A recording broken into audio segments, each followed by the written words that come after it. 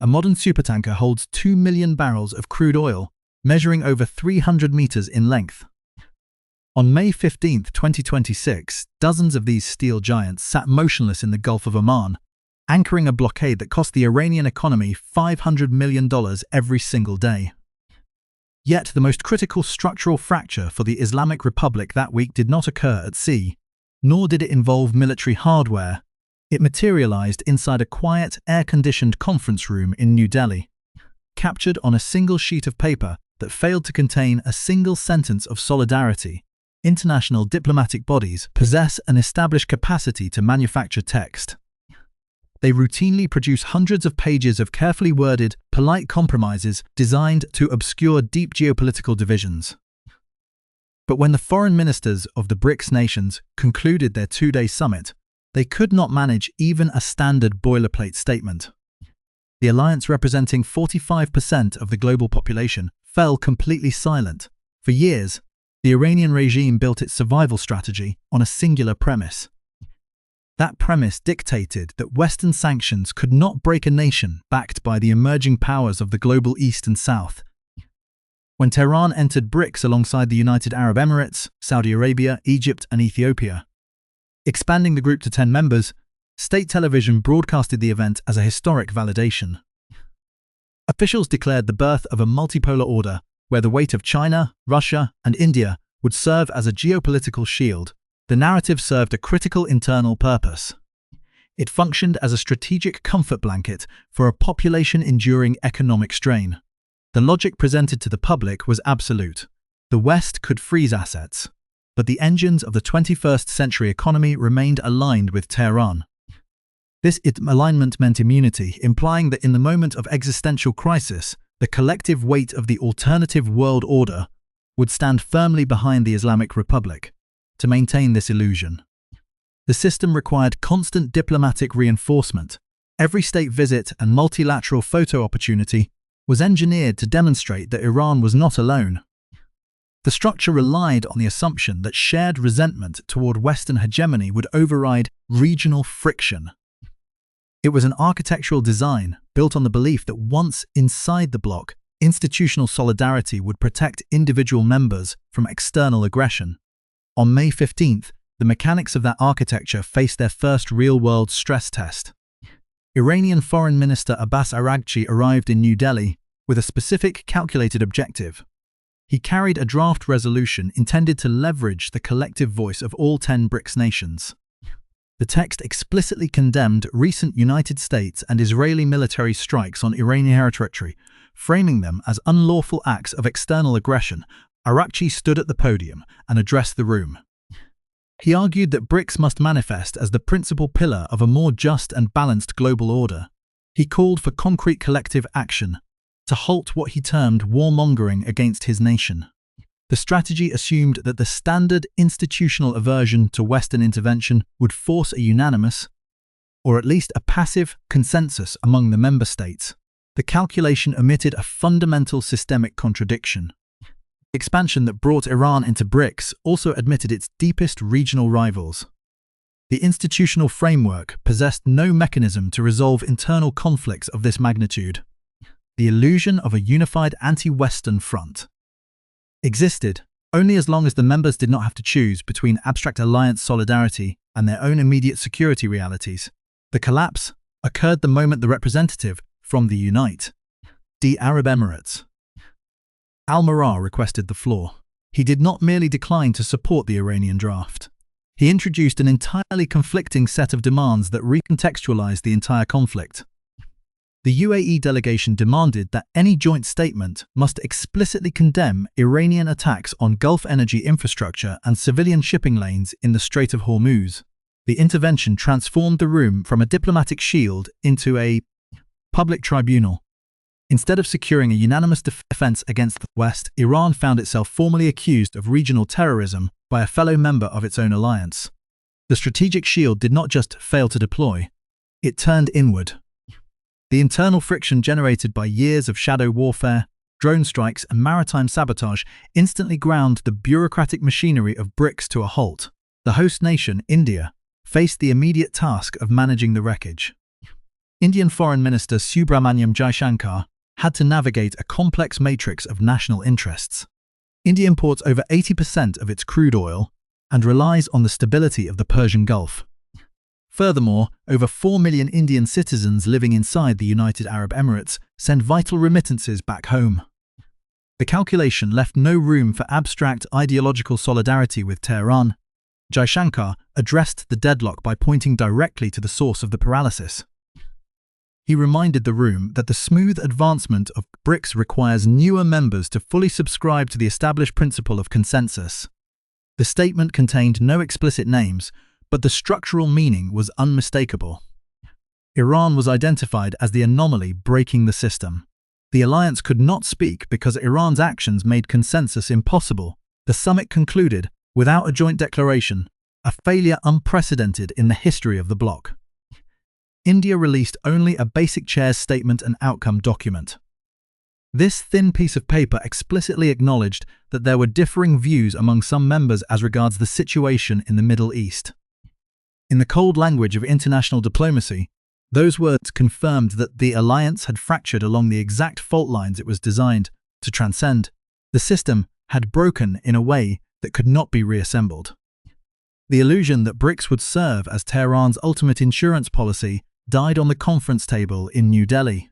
The Iranian foreign minister remained seated as the realization of strategic isolation became an official, documented fact.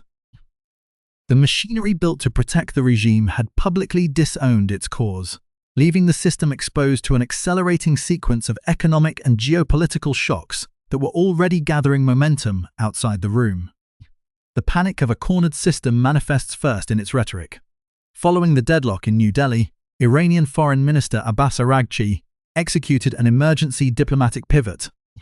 Without naming the United Arab Emirates, he asserted that the final BRICS statement was obstructed by a single nation maintaining special relations with Israel.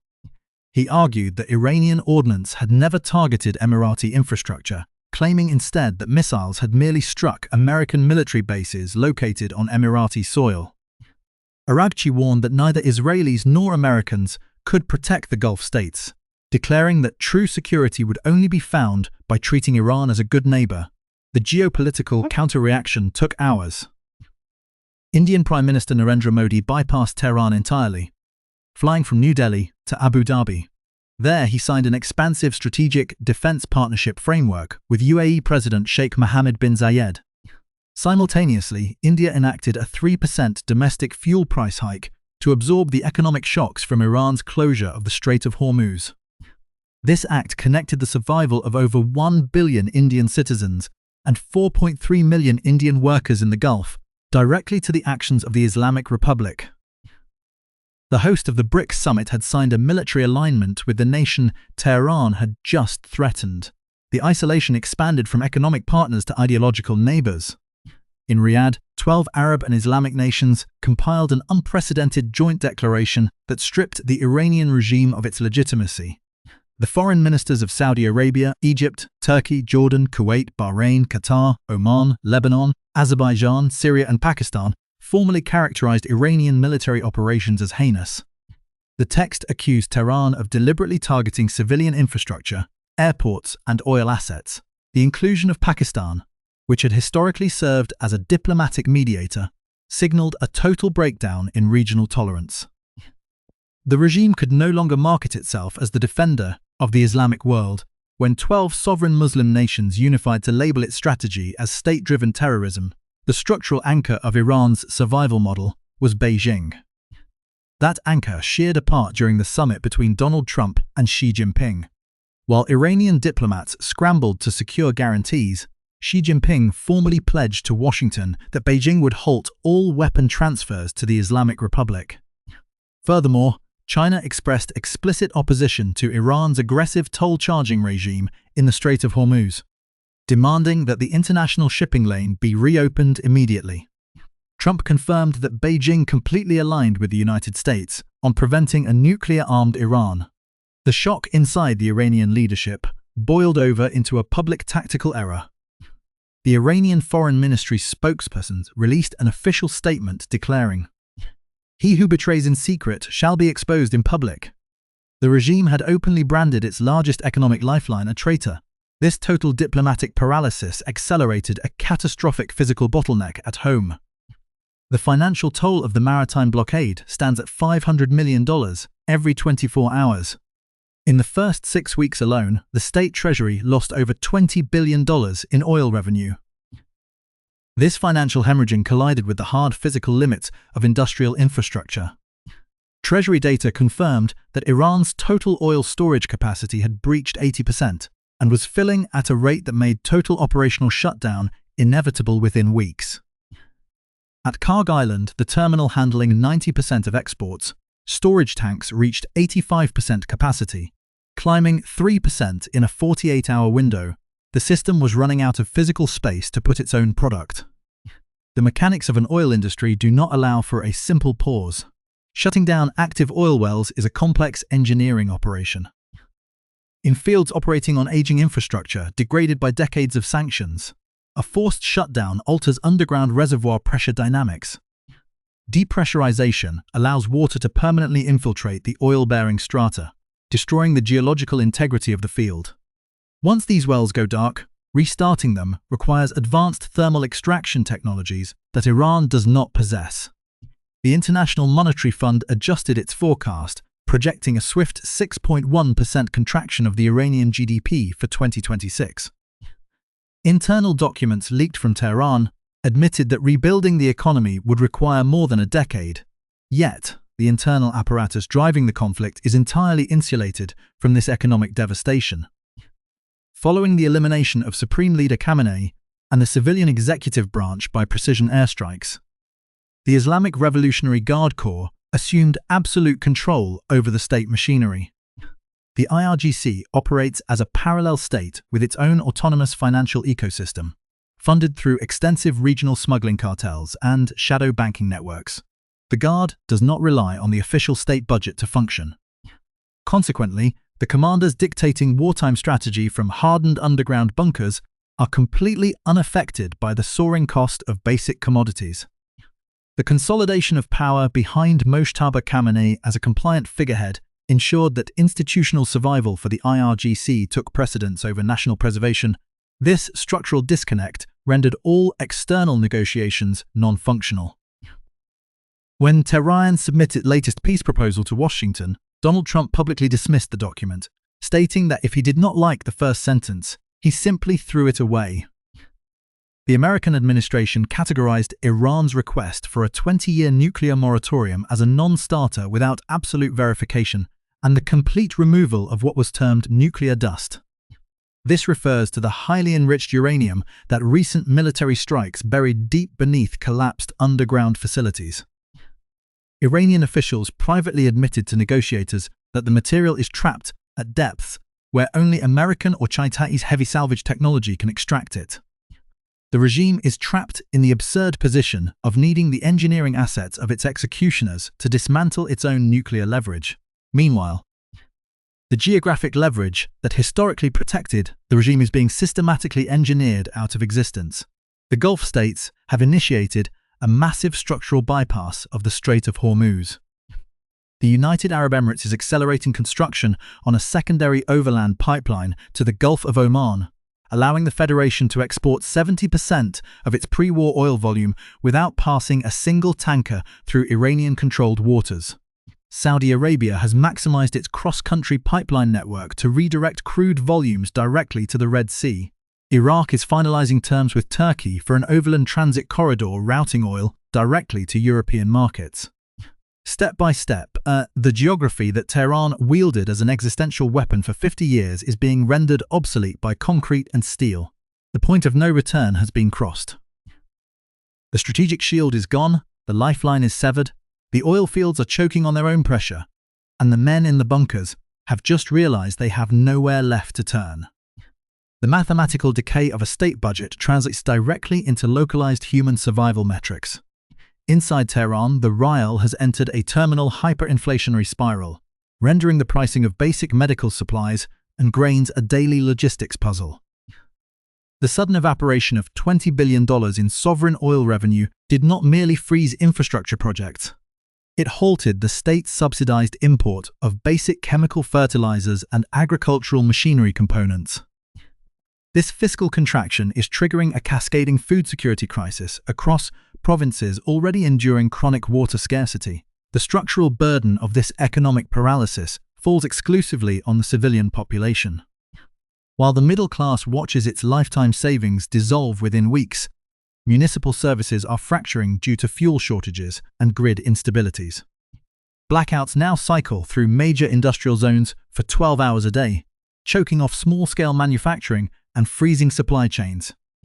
The state responds to this growing domestic friction, not with economic concessions, but with expanded internal security deployment. Diverting scarce resources from public health to domestic suppression mechanisms, faced with total saturation at Karg Island, the military administration is deploying desperate, obsolete technical stopgaps. Engineers have reactivated the MT Nasher, a 30-year-old very large crude carrier that sat idle for years, to serve as an ad hoc floating storage vessel. This tactical maneuver adds a nominal 2 million barrels of capacity to the system.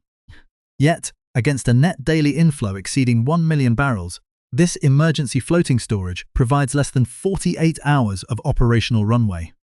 The decision illustrates the paralysis of the decision-making apparatus, which consumes irreplaceable maritime capital to purchase brief, mathematically trivial delays. Discovery alerts show too, simultaneously, the Ministry of Petroleum has ordered domestic refineries to maximize throughput to absorb the excess crude. This directive ignores the material realities of the refining infrastructure. Engineers optimized Iranian facilities for specific production ratios.